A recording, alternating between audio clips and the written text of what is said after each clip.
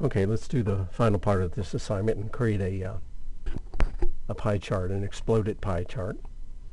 I've got my data here of typical annual radiation exposure, so I select the data, go under Insert, choose a pie chart, exploded pie chart, grab my table and move it over.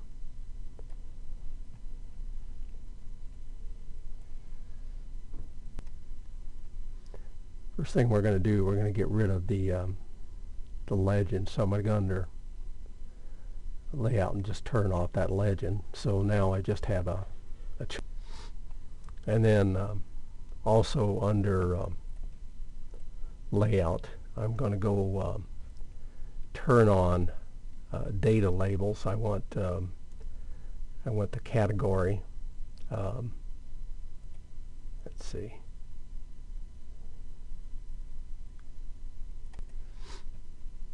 Now instead of the legend, I'm going to add some data labels that show the category, such as rocks and soil or cosmic rays. And I want a percentage rather than a specific number for each one of these categories. So I've got my table selected here. Go under Layout and choose Data Labels. I'll select more label options. And right now what I've got here is a value. I want to show a percentage instead. I don't know if I need leader lines, so I'm going to deselect that for right now and choose the category name and see if I can make all of this fit together. Close. And then I'm just simply going to play with the I'm going to select the chart and I'm going to format the chart size and see if I make it say a little wider.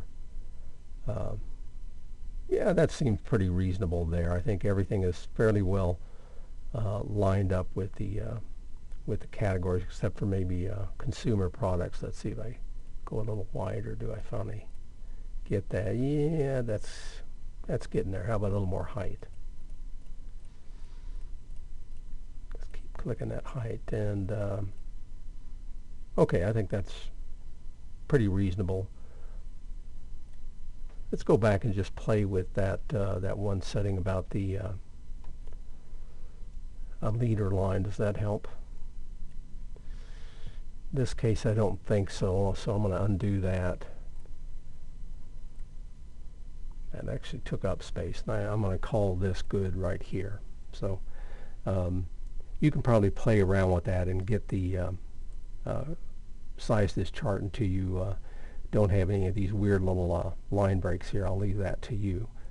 But what you're going to do is, as before, you're going to copy this chart, and then over in the Word document you're going to paste that chart as a picture.